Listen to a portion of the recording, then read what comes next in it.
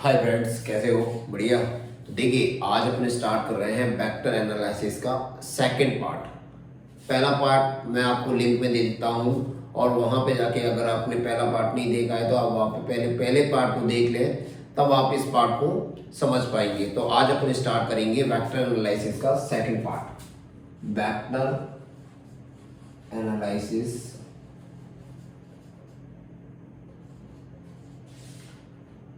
Part 2। किसको बात कर रहे हैं अपन? पार्ट 2 को। किसकी बात कर रहे हैं अपन? पार्ट 2 की बात। अब इसमें अपन क्या पढ़ने वाले हैं? इसमें अपन पढ़ने वाले हैं स्केलर प्रोडक्ट, स्केलर या डॉट प्रोडक्ट। किसको पढ़ने वाले हैं? और दूसरा अपन पढ़ेंगे क्रॉस प्रोडक्ट या वेक्टर प्रोडक्ट या क्रॉस प्रोडक्ट। ये दो नाम से इन प्रोडक्टों को अपन डिस्कस करेंगे। तो ये बहुत इंपॉर्टेंट है। वेक्टर के सारे दोनों के दोनों टॉपिक्स ही क्या है, बहुत ज्यादा इंपॉर्टेंट है। इनकी कुछ प्रॉपर्टीज हैं, उनको अपन डिस्कस करेंगे। उन प्रॉपर्टीजों पे कुछ न्यूमेरिकल होते हैं, उनको डिस्कस करेंगे। तो चलिए स्टार्ट करते हैं आज का लेक्चर। चलिए स्टार्ट करते हैं। क्या होता है स्केलर प्रोडक्ट? सबसे पहले first of all discuss to about of the scalar product. Then देखिए स्केलर प्रोडक्ट क्या होता है। क्या होता है स्केलर प्रोडक्ट या डॉट प्रोडक्ट? एक ही नाम से जाना जाता है।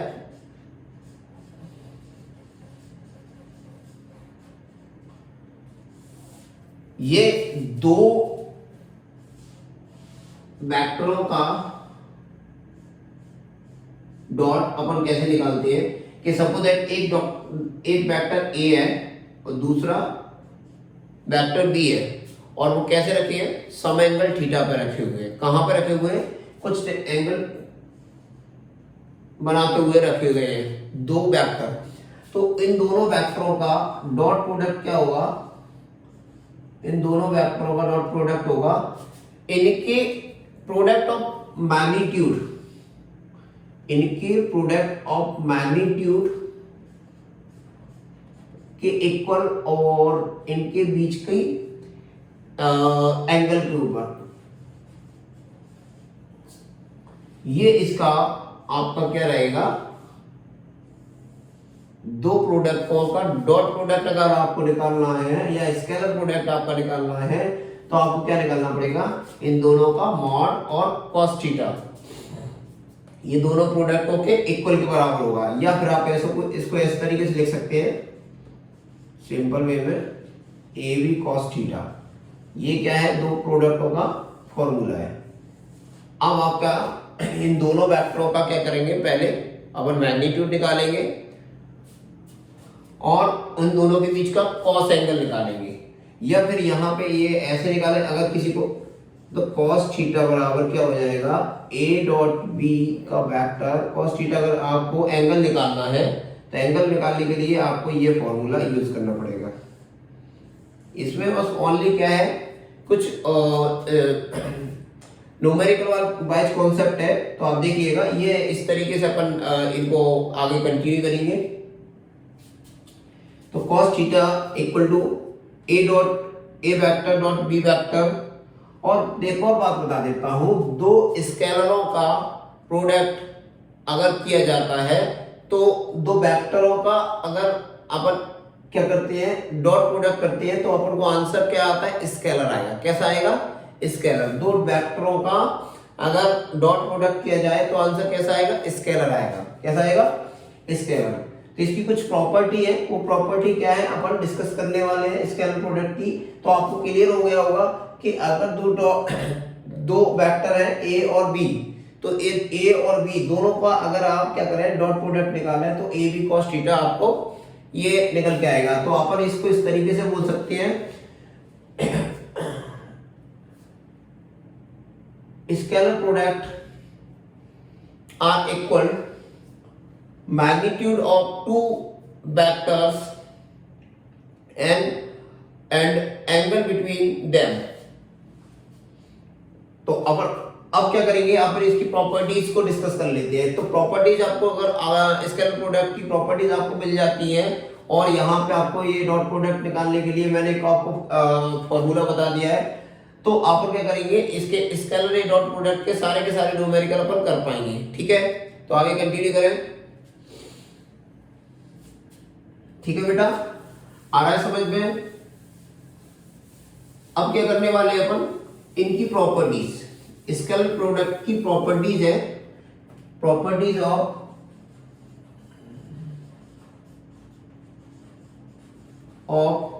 Dot product.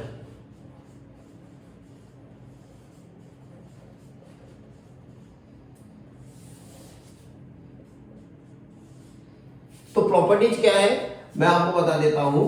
प्रॉपर्टीज में क्या करेंगे, जैसे कि ये आपको a डॉट बी, यहां पे आपका ये आपका एक वेक्टर है और ये दूसरा वेक्टर है, जो भी आपको मैंने बताया था। इसको मैंने a नाम दे दिया, a वेक्टर, और इसको b वेक्टर नाम दे दिया, और ये कुछ एंगल थीटा पे रखे हुए हैं। तो क्या है, इन दोनों का a डॉट b या b डॉट किया जाए, दोनों बराबर रहेंगे, पहला पॉइंट। ठीक है, अब दूसरी बात क्या है कि सपोज दैट आपके पास एक वेक्टर ऐसे है, दूसरा वेक्टर ऐसे है, ए वेक्टर और ये बी वेक्टर, और तीसरा तीसरा वेक्टर आपका कैसे है, ये आपका तीसरा वेक्टर है, इसको अपन ए नाम दे देते हैं। और इसको देखिए, दूसरा आपका क्या है, यहां से आपको देखिए दूसरे की बात करें तो दूसरा आपका प्रॉपर्टीज की बात करें, दूसरी प्रॉपर्टीज अपन निकालते हैं। तो एक वेक्टर आपके पास, एक वेक्टर ऐसा है, दूसरा वेक्टर आपके पास ऐसा है। तो इनका अगर अपन क्या करें, क्या निकालें, इसका अगर अपन बात करें, जैसे कि मैं ये बात कर लेता हूं बी वेक्टर और ये सी वेक्टर, तो ये क्या हो जाएगा, बी प्लस रिजल्टेंट क्या होगा इसका, ये रहेगा। एक वेक्टर और ले लिया अपन ने, ए वेक्टर। अब इसका क्या करेंगे अपन, इसका अगर ए वेक्टर अगर बात करें, इसकी अगर इसको सॉल्व करें तो क्या हो जाएगा, ए अगर सॉल्व करें तो इसके लिए आ जाएगा A vector dot B vector plus C vector. तो ये इसको सॉल्व कैसे किया जाएगा, ए वेक्टर और ये बी प्लस, ये दोनों वेक्टरों का क्या करेंगे अपन, अगर मल्टीप्लाई करें, डॉट प्रोडक्ट निकालें, तो डॉट प्रोडक्ट क्या निकल के आएगा इसका, ये डिस्ट्रीब्यूटेड लॉ के अकॉर्डिंग काम करेगा। क्या करेगा, डिस्ट्रीब्यूटेड लॉ के अकॉर्डिंग काम करेगा। ए बी और ए सी, ये इसका रहेगा। ठीक है, एक और बात है, एक और बात क्या है, एक और बात क्या रहेगी, एक और प्रॉपर्टीज की रहेगी, अगर दो डॉट एक जैसी वेक्टर है, तो ए जैसे वेक्टर है, तो इनका क्या होगा, मैंने आपको पहले बताया था कि दो वेक्टरों का डॉट प्रोडक्ट स्केलर निकल के आता है। तो स्केलर यहाँ पे ये क्या आ जाएगा, ए स्क्वायर हो जाएगा। ठीक है, एक और आप निकाल सकते हैं, कम्यूटेटिव लॉ हो गया। अच्छा, परपेंडिकुलर, अगर कोई दो वेक्टर एक दूसरे के 90 डिग्री पर रखे हैं, ये ए वेक्टर हो गया और ये बी वेक्टर हो गया, ये एक दूसरे को 90 डिग्री पर रखे हैं, तो इन दोनों का अगर डॉट प्रोडक्ट निकाला है तो A dot B dot equal to 0 आएगा। क्यों आएगा इक्वल टू 0? क्योंकि ऐसा इसलिए होता है क्योंकि A dot B dot equal to क्या होता है, ए बी कॉस थीटा। क्या होता है, ए बी कॉस थीटा।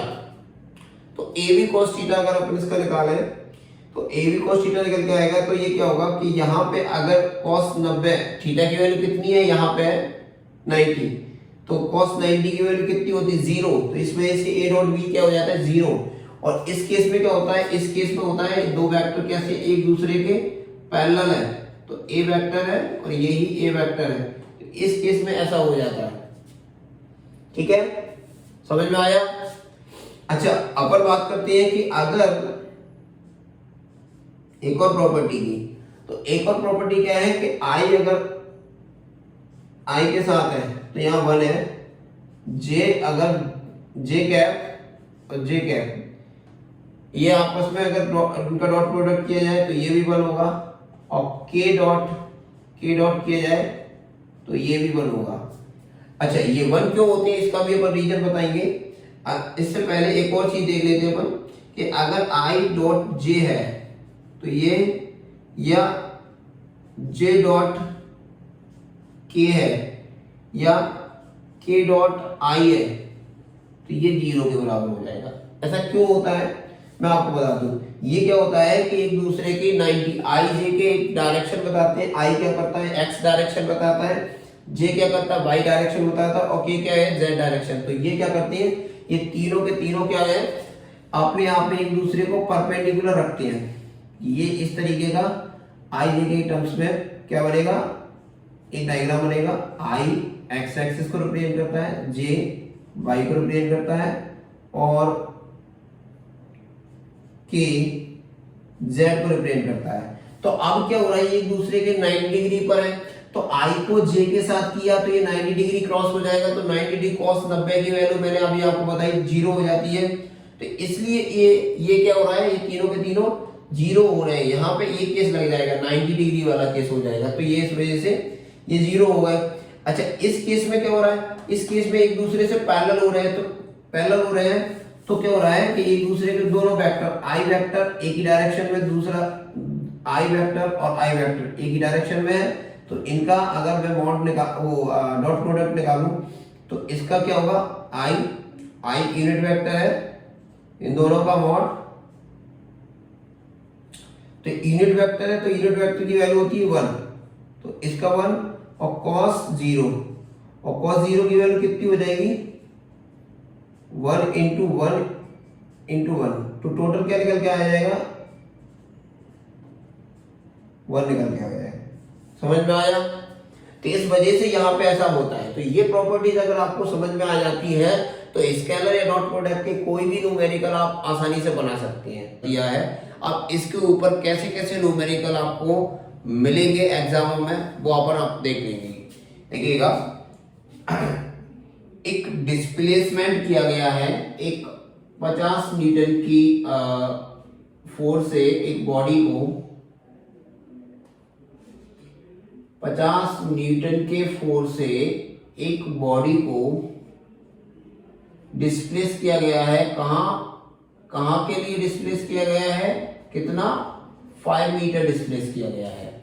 एक बॉडी को 5 मीटर डिस्प्लेसमेंट किया जा रहा है 50 न्यूटन फोर्स से, तो क्या हो रहा है, तो वो इसके अंदर होने वाला वर्क डन 120 जूल हो जाता है।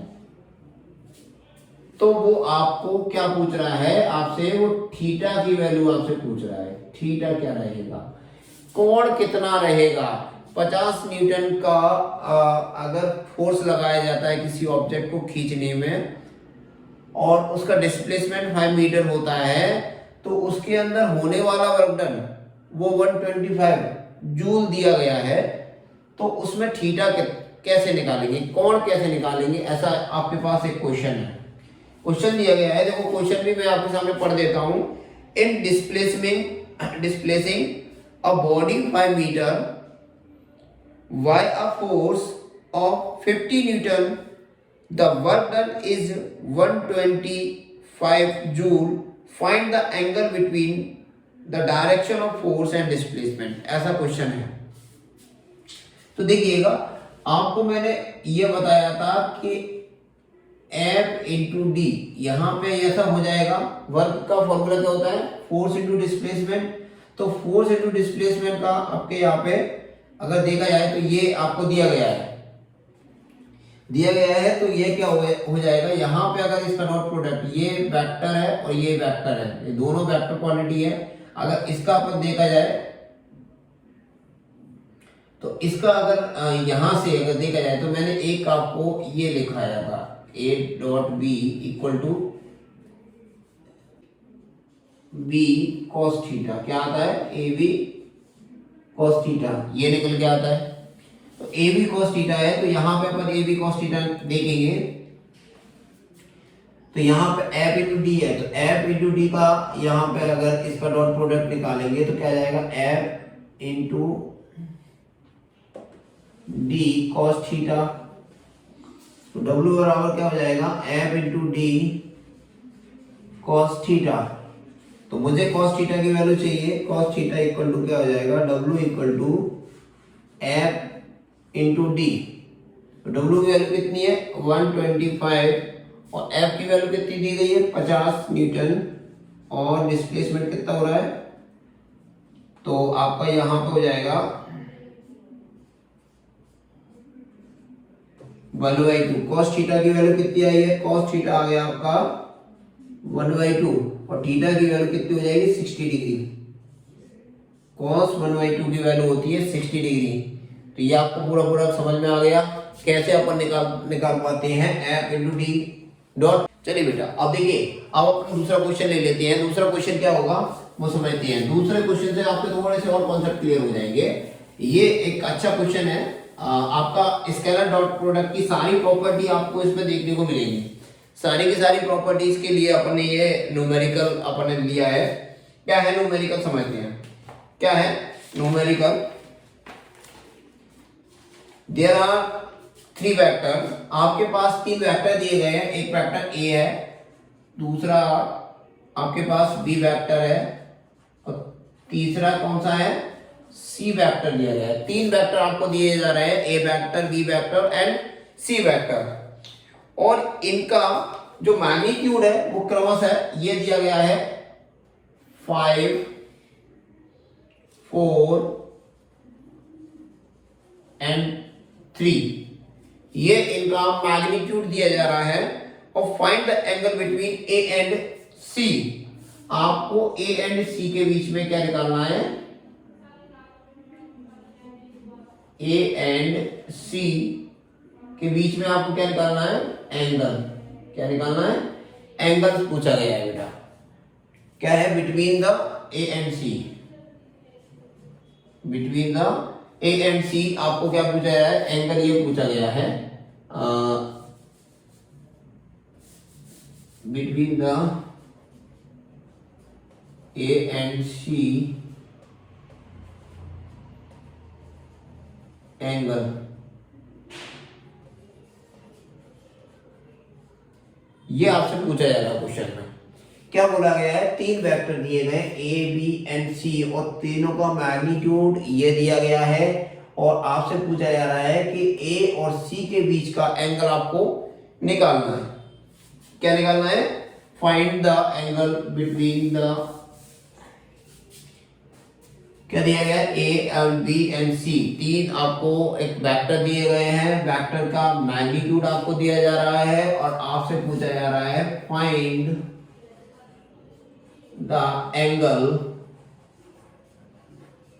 Between vector A and C, ऐसा पूछा गया है। क्या पूछा गया है बेटा समझ में आया। अब देखिएगा, अब क्वेश्चन आपको समझ में आ गया है तो अपन इसको कर पाएंगे। तो यहाँ पे आपको प्रॉपर्टीज लगानी है डॉट प्रोडक्ट की सारी प्रॉपर्टीज यहाँ पे मिलेंगी आपको देखने को। तो अपन क्या कर सकते हैं थोड़ा समझते हैं, ठीक है। यहाँ पे एक स्टेटमेंट दिया गया है आपको। स्टेटमेंट क्या है आपका a इक्वल टू क्या दिया गया है, एक स्टेटमेंट और दे रहा है वेक्टर a इक्वल टू क्या दिया गया है b प्लस सी, ऐसा है। वेक्टर a बराबर b प्लस सी है। तो ठीक है, अब इससे अपन क्या कर सकते हैं सॉल्व कर सकते हैं चीजों को। अब क्या करेंगे, मुझे b की वैल्यू निकालनी है। b की वैल्यू निकालेंगे तो हम क्या करेंगे, यहां से इसको, ये आपको दिया गया है तो a वेक्टर a बराबर b प्लस सी। अब इसको मैं ऐसे लिख सकता हूं vector a minus vector c, मैंने इधर ट्रांसफर कर लिया है इक्वल टू b वेक्टर, ये आ जाएगा। अब क्या करूंगा मैं, इधर क्या कर रहा हूं मैं, ऐसा कर सकता हूं कि बेटा यहां पे इसमें मैं क्या कर लेता हूं, दोनों को और बढ़ा देता हूं तो इसका मैं इसको ऐसे लिख सकता हूं, इसमें किसी को कोई प्रॉब्लम नहीं हो सकती। यहां पे मैंने इस कैटेगरी को, इस स्टेटमेंट को मैंने ऐसे लिख दिया, इस एक्सप्रेशन को। अब इस एक्सप्रेशन को मैं ऐसे लिख दिया तो क्या कर दूंगा, मैं इसका मल्टीप्लाई करूंगा तो क्या होगा, दो डॉट प्रोडक्ट को multiply, A vector A minus vector A C minus C vector ए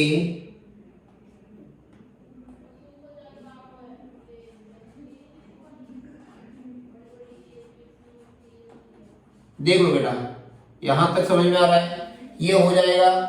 अब यहां पे आपको प्रॉपर्टीज देखने को मिलेगी डॉट प्रोडक्ट की। डॉट प्रोडक्ट की प्रॉपर्टीज आपको यहां पे देखने को मिल रही है, आपको देखने को मिल रही होगी डॉट प्रोडक्ट की प्रॉपर्टीज कैसी है। देखिए मैंने आपको बताया था,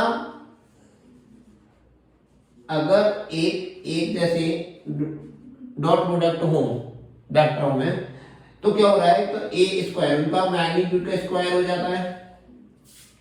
और एक आपको देखने को यहां मिल रही है, क्या मिल रही है, एक प्रॉपर्टी यहां पे vector A dot B equal to B dot A, ये प्रॉपर्टी मैंने आपको बताई थी। तो देखो यहां पे इसके अकॉर्डिंग क्या करेंगे अपन, ए स्क्वायर ये कितना हो जाएगा, -2ac प्लस सी स्क्वायर, इधर बी स्क्वायर। अब क्या करना है अपन को, इस सी को इधर ले जाना है,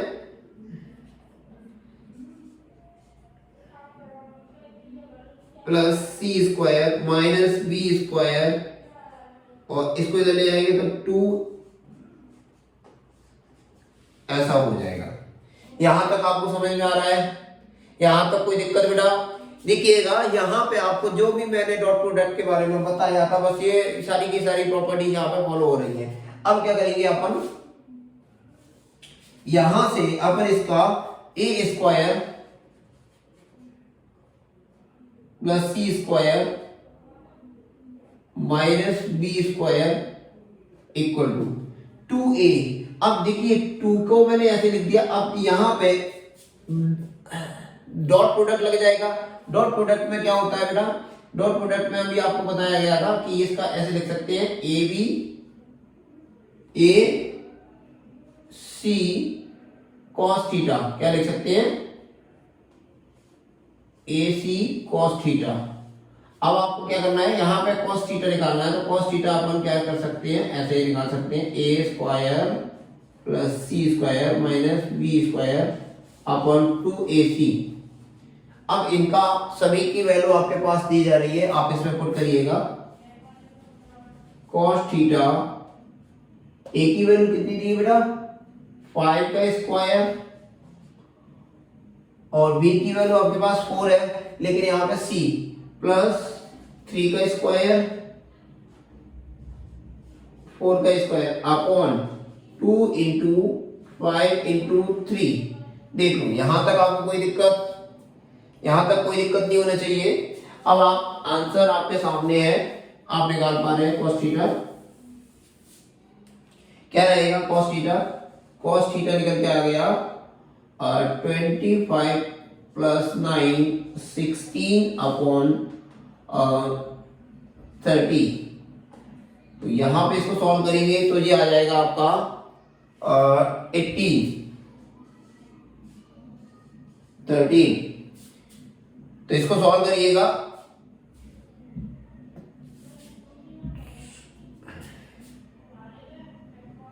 ठीक है। इसको सॉल्व करने के बाद जो आंसर आएगा इसको सॉल्व कर लो, ये आ जाएगा आपका 0.6 के आसपास आंसर आएगा।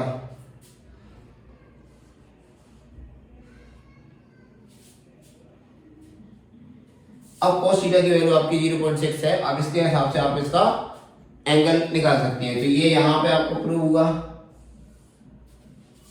समझ में आया बेटा? देखिए तो इस तरीके के न्यूमेरिकल से आपको अपन क्या कर रहे हैं, सारे के सारे कॉन्सेप्ट आपके क्लियर करते चले जा रहे हैं।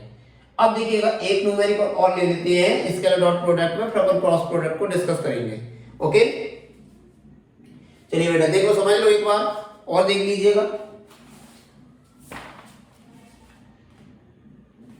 अब क्या कर रहा है, एक और प्रॉपर्टीज है इसकी, परपेंडिकुलर की प्रॉपर्टीज। परपेंडिकुलर प्रॉपर्टीज पे अपन एक न्यूमेरिकल और ले लेते हैं, जिससे आपके डॉट प्रोडक्ट के सारे न्यूमेरिकल बनने लगेंगे। यहां पे प्रॉपर्टीजों का आपको बहुत ज्यादा ध्यान रखना है, ठीक है। अब देखिए एक न्यूमेरिकल और आ गया है आपके पास। एक क्या न्यूमेरिकल है, एक वेक्टर दिया गया है आपके पास, वेक्टर जो दिया गया है इसका आपको 2i + 2j + pk ये दिया गया है। एक और वेक्टर है b वेक्टर, इसको दिया गया है 2i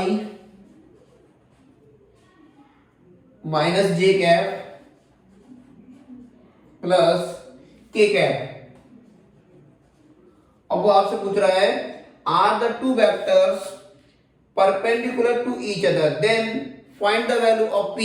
ये दोनों वेक्टर एक दूसरे के कैसे हैं, perpendicular. a vector perpendicular to b vector, तो a डॉट b इस केसेस में क्या होता था बेटा, ये प्रॉपर्टी होती थी डॉट प्रोडक्ट में। अगर दो वेक्टर प्रोडक्ट आपस में एक दूसरे के परपेंडिकुलर है तो क्या होता है, उनका आंसर 0 आता है।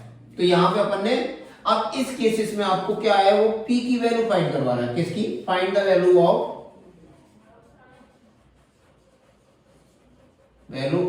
p। तो आपको p की वैल्यू निकालना है, तो क्या करेंगे, a डॉट b ये प्रॉपर्टी लगा दो। तो यहां पे क्या हो जाएगा, तो यहां पे अपन ने ये प्रॉपर्टी लगा दी, तो क्या हो जाएगा 2i + 2j pk, 2i - j ये ऐसा हो जाएगा इक्वल टू 0।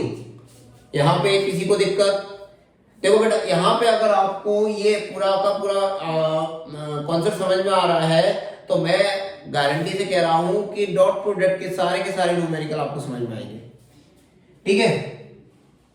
अब i के साथ मल्टीप्लाई करेंगे, क्या हो जाएगा 4, i का i के साथ किया तो i डॉट i 1 होता है, 2 2 जा 4, और 2 का 1 के साथ करेंगे तो -2 और प्लस p, ये p का 1 के साथ करेंगे तो प्लस का p इक्वल टू 0। अब इसको सॉल्व करेंगे तो कितना आ जाएगा, 2 + p इक्वल टू 0, और p की वैल्यू यहाँ पे क्या आ जाएगी -2। ये p की वैल्यू फाइंड आउट हो गई। तो यहाँ पे आपको इस तरीके के न्यूमेरिकल आपको मिलते रहेंगे। ये सारे के सारे स्केलर या डॉट प्रोडक्ट की प्रॉपर्टीजों पे मैंने सारे के सारे न्यूमेरिकल आपको करा दिए। तो डॉट प्रोडक्ट का कॉन्सेप्ट खत्म होता है। अब अपन स्टार्ट करते हैं वेक्टर प्रोडक्ट। वेक्टर प्रोडक्ट में कुछ प्रॉपर्टीज है और वेक्टर प्रोडक्ट क्या होता है, ये सारी बातें अब अपन करने वाले हैं। चलिए स्टार्ट करें।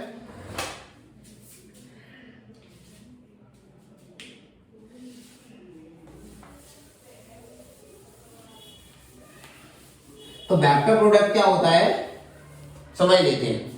देखिए क्या हो रहा है कि अगर आप इजीली, मतलब आपको सारा का सारा चीजें एकदम इजी लगेगी जब आप क्या करेंगे, सिस्टमैटिक तरीके से एक फ्लो के साथ सारी चीजों को ऑब्जर्व करते जाइएगा, समझते जाइएगा और नोट्स बनाते जाइएगा। मैं गारंटी से बोल रहा हूं आपको सारी की सारी चीजें एकदम इजी लगेंगी।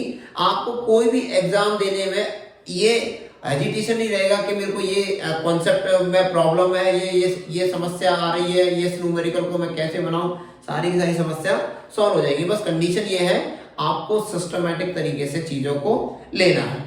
आप सिस्टमैटिक तरीके से लोगे तो आप क्या करें, चीजें सारी की सारी चीजें आपकी तरफ आसानी से पहुंच पाएंगी। हर एक चीज का एक सिस्टम होता है, उस सिस्टम से अगर चीजों को ऑब्जर्व करते जाओ तो सारी की सारी चीजें कनेक्ट होती हैं अपने आप। लेकिन अगर अपन क्या करते हैं सिस्टम, तो चलिए देखिए अपन क्या करते हैं, वेक्टर प्रोडक्ट को डिस्कस करते हैं। तो वेक्टर प्रोडक्ट में क्या है, और क्रॉस प्रोडक्ट एक ही बात है, दोनों को अलग अलग नाम से अलग अलग नाम, दोनों ही वेक्टर प्रोडक्ट को दूसरे नाम से भी जाना जाता है क्रॉस प्रोडक्ट के नाम से। वेक्टर प्रोडक्ट और cross product is equal to the product of magnitude, किसके? Is equal to the product of magnitude of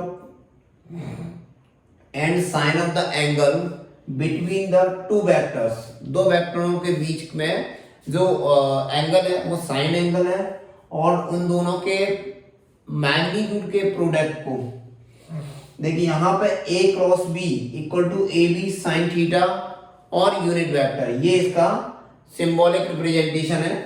यहां से अपन क्या कर सकते हैं, ये आपका एक मैथमेटिकल एक्सप्रेशन यहां से सॉल्व कर सकते हैं। देखिए क्रॉस प्रोडक्ट में a cross product a vector b vector का क्रॉस क्या निकल के आता है, a b साइन थीटा, और ये है यूनिट वेक्टर। ये डायरेक्शन को रिप्रेजेंट करता है कि किधर की तरफ गया है, x की तरफ गया है कि y की तरफ गया है वेक्टर, कि z की तरफ गया है। ये यूनिट वेक्टर आपको यहाँ पे डिसाइड करवाएगा। तो साइन थीटा की अगर वैल्यू निकाले है तो साइन थीटा की वैल्यू यहाँ से निकलेगी, तो ये निकल के आएगी, क्या निकल के आएगी, ये निकल के आएगी। यहाँ पे इसकी कुछ प्रॉपर्टीज है, वेक्टर प्रोडक्ट की या क्रॉस प्रोडक्ट की कुछ प्रॉपर्टीज है, ये प्रॉपर्टीज फॉलो करते हैं, और ये प्रॉपर्टीज अगर आपको अंडरस्टैंड हो गई तो समझो ये इसके न्यूमेरिकल सारे के सारे बन जाएंगे। देखो a cross b is not equal to the b cross a। दूसरा क्या है, a क्रॉस b, अगर दो वेक्टर एक दूसरे के पैरेलल हैं तो उनका आंसर 0 आना है, लेकिन डॉट प्रोडक्ट में एक दूसरे के परपेंडिकुलर होने पर आता था। क्या आता था, एक दूसरे के परपेंडिकुलर होने पर आता था। i cross i, j cross j, k cross k equal to 0। यहाँ पे एक जैसे अगर दो यूनिट वेक्टर हैं तो वो क्या होगा, उनका क्रॉस हमेशा 0 आएगा। लेकिन i cross j k cross के बराबर equal to the k unit vector के बराबर होगा। देखिए i को क्रॉस करवाया j से तो आपको k मिल जाएगा। अब k को, ठीक है, j को k से कराएंगे तो i मिल जाएगा, j को k से कराया है क्रॉस तो i मिल गया, k को i से कराया है तो j मिल गया। ये आपका यहाँ पे ये प्रॉपर्टी जरूर आपके दिमाग में होनी चाहिए। देखिए यहाँ पे ये जो दो वेक्टर हैं वो इस तरीके से हैं, मैं आपको कैसे बताऊं।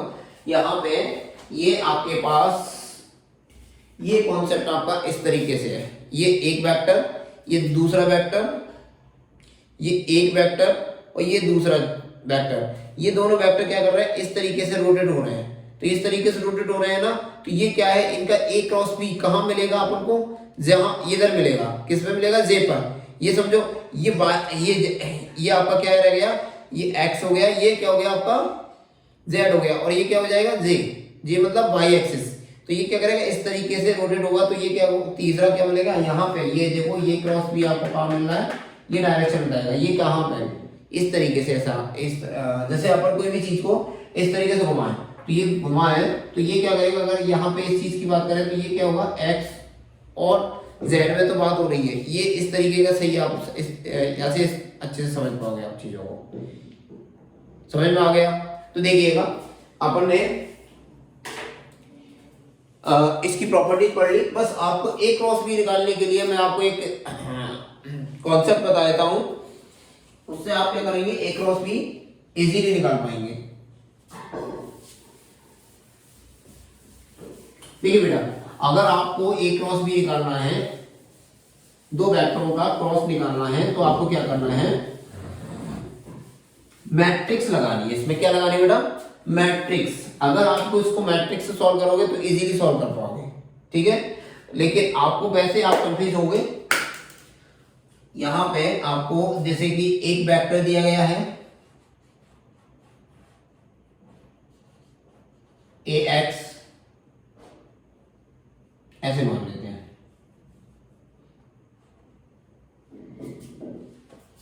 a1 b1 c1 ऐसे मान लिया अपन ने, ठीक है। अपने पास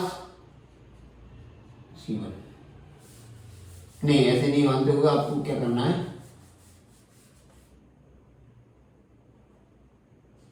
वेक्टर a दिया गया है ax plus ay plus az, ऐसे आपके पास एक a वेक्टर है, दूसरा आपके पास b वेक्टर है bx plus B Y plus B Z. अब इन दोनों का आपको क्रॉस निकालना है, ए वेक्टर और बी वेक्टर का क्रॉस निकालना है, तो आपको क्या है, इजी पड़ेगा मैट्रिक्स से। कैसे, आई, यहाँ पे आई रहेगा, यहाँ जे रहेगा या के रहेगा, आई जे के, जे के कैप। अब आपको क्या करना है, A X, A Y, A Z और B X, B Y, B Z. इस तरीके से इस मैट्रिक्स से आप क्या कर सकते हैं, इसको सॉल्व कर सकते हैं। सिंपल है, आपको कोई दिक्कत नहीं आएगी। यहाँ पे आपको क्या करना है, ए क्रॉस बी में सबसे पहले इसको आपको बंद कर लेना है और इसको बंद कर लेना है, एक कॉलम और एक रो को, पहली कॉलम और पहले इसको बंद करके रखना है। तो बंद करके रखना है तो आपको इनके साथ में मल्टीप्लाई करना है, क्या हो जाएगा, ए वाई बी जेड माइनस ए जेड बी वाई, ये हो जाएगा। ये आई का टर्म्स आ गया। अब जे का टर्म्स निकालेंगे, तो जे को टर्म्स निकालने के लिए आपको क्या है, यहाँ पे आपको ये पैसे प्लस में होता है, लेकिन क्या हो रहा है, जे हमको हमेशा माइनस में लेना है। यहाँ पे इतना बस आप इसको दिमाग में सेट कर लेना, क्योंकि क्या हो रहा है, इसके लिए आपको मैंने अभी बताया कि ये इस तरीके से जा रहा है, तो ये क्या करेगा, ये ऊपर की तरफ जाएगा। अगर ये इस तरीके से जैसे ऐसे घूम रहा है तो ठीक है, ये ऐसे घूम रहा है तो उल्टा घूमता है, ये क्या हो रहा है, तो माइनस का जे। इसमें क्या हो रहा है कि अगर माइनस का जे नहीं लेंगे तो आपका आंसर गलत आएगा। आपको क्या करना है, अब ये यहाँ पे इसको ऐसे बंद कर लेना है और ऐसे बंद कर लेना है। तो ये ए एक्स बी जेड माइनस ए जेड बी एक्स। अब आपको क्या करना है, यहाँ पे जे के साथ में है, अब के के साथ में है, के साथ में है, के यूनिट वेक्टर है, तो के का कॉलम बंद करेंगे और रो बंद करेंगे, क्या हो जाएगा,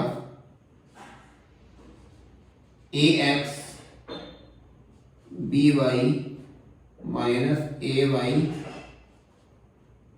बी एक्स जेड। इस तरीके से आपको मैट्रिक्स सॉल्व करनी है। अगर आपको ये समझ में आ गया तो समझो आप कोई भी न्यूमेरिकल ए क्रॉस बी में आसानी से निकाल पाओगे। तो आप एक न्यूमेरिकल ले लेते हैं अपन और इसको सॉल्व करते हैं, तो आपको अच्छी से समझ में आएगा चीजें। ठीक है, न्यूमेरिकल से चीजें अच्छे से समझ में आती हैं। देख लो एक बार ए क्रॉस बी कैसे सॉल्व करते हैं, मैं रख कर दूं, देख लो बेटा, समझ में आ रहा है। चले आगे, तो देखिए आपके पास एक न्यूमेरिकल है, एक न्यूमेरिकल ले लेते हैं, find the magnitude of torque of force. एक टॉर्क है, उसमें फोर्स लगा गया है, उसकी वजह से फोर्स की वजह से टॉर्क आ रहा है।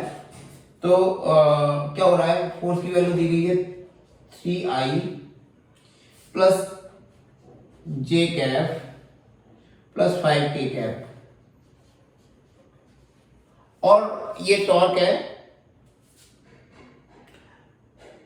दिख रहा है बेटा। ठीक है, अब क्या है कि एक रोटेशनल दिया गया है, रोटेशन की वैल्यू दी गई है, दोनों वेक्टर क्वांटिटी हैं। एक रोटेशनल दिया गया है 7i प्लस 3j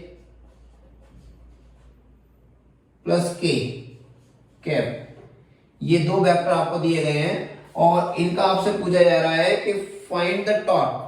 आपको टॉर्क का मैग्नीट्यूड निकालना है। तो टॉर्क आप जानते हैं, टॉर्क क्या होता है, ये कोई भी चीज, जैसे अगर कोई भी चीज को अपन फोर्स लगाए तो वो क्या होगा, टर्न हो, तो इसको अपन क्या बोल देते हैं, टॉर्क बोल देते हैं। तो उसके अंदर क्या रोटेशन आता है, रोटेशन किसके बिहाफ पे आता है, फोर्स के बिहाफ पे आता है। तो आपको फोर्स का फॉर्मूला, सॉरी टॉर्क का फॉर्मूला क्या आ जाता है, टॉर्क का फॉर्मूला आ जाता है आर रोटेशन इनटू फोर्स, ये रहेगा। तो मुझे यहाँ इसका क्रॉस निकालना है, इसका क्रॉस निकाल लूंगा तो मुझे टॉर्क मिल जाएगा, और टॉर्क मिल जाएगा तो दो ठीक है। तो मैं यहाँ पे इसका ये वेक्टर क्वांटिटी मेरे को मिल जाएगी। तो मेरे को ये निकालना है, तो मैं पहले क्या करूंगा, R क्रॉस F निकालूंगा। कहां से, कोई मैट्रिक्स से। तो क्या करेंगे, I J K। अब क्या करना है, R की वैल्यू क्या है, 7 3 1, यह है -3 1 +5। ये देख लो, यहां पे आपको समझ में आ रहा है। अब इसको क्या करना है आपको, जब मैंने आपको जो ट्रिक बताई है उसी से आपको मैट्रिक्स को सॉल्व करना है। जिस तरीके से मैट्रिक्स आप सॉल्व करते हैं, तो क्या करेंगे, मैट्रिक्स को सॉल्व करिएगा। कैसे सॉल्व करेंगे, ये आपको यहाँ पे इस तरीके से बंद कर लेना है। तो R क्रॉस F क्या मिलेगा आपको, सबसे पहले आप इसको बंद करेंगे तो क्या बन जाएगा, 15 -1 I प्लस इसको बंद करेंगे तो इसको बंद करेंगे 35 35 और +3 -j कैप प्लस ये आपका यहाँ पे आ जाएगा। तो 7 + 9 के कैप। तो क्या हो जाएगा, इसका सॉल्व करेंगे तो ये आ जाएगा। बेटा यहाँ पे आपको समझ में आया, क्लियर हुआ। ये मैंने बोला आपको j- का लेना है, और j- का लेना है क्योंकि ये वेक्टर दोनों वेक्टर के साथ क्रॉस हो रहा है। तो क्रॉस हो रहा है, तो मैंने अभी आपको बताया था कि इस तरीके से आपको निकालना है चीजें। तो यहाँ पे इस तरीके से घुमाओगे तो क्या होगा, जैसे अभी आपको मैं सिंपल वे में समझा देता हूँ कि अगर आप किसी भी चीज में कॉर्कस्क्रू रूल लगाया होगा, तो क्या कर रहे हैं, इसको इस तरीके से घुमाया जा रहा है, इसको इस तरीके से घुमाया जा रहा है। तो एक घुमाने के बाद क्या होगा, आपकी जो स्क्रू ड्राइवर है वो कहाँ, अंदर की तरफ जाएगा। तो ऐसा ही कुछ यहाँ पर हो रहा है कि दो अगर परपेंडिकुलर एक्सिसों के साथ काम हो रहा है, तो क्या होगा, तीसरा एक्सिस क्या हो रहा है, उसका अपोजिट डायरेक्शन में जाएगा। तो देखिए यहाँ पे इस वजह से ऐसा -j है। तो आप यहाँ पे इसको सॉल्व करेंगे, कितना आ जाएगा, 14I 38 माइनस का j और 16 की। देखो ये आपका आंसर रहेगा R क्रॉस।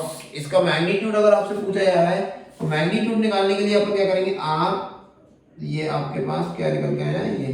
अब इसका मैग्नीट्यूड निकालेंगे तो इसका मॉड ले लेंगे। तो इसका मॉड निकालने के लिए अपन क्या करेंगे, इसका R क्रॉस F का मैग्नीट्यूड अपन लेंगे तो क्या निकल के आएगा, इसका 14 का स्क्वायर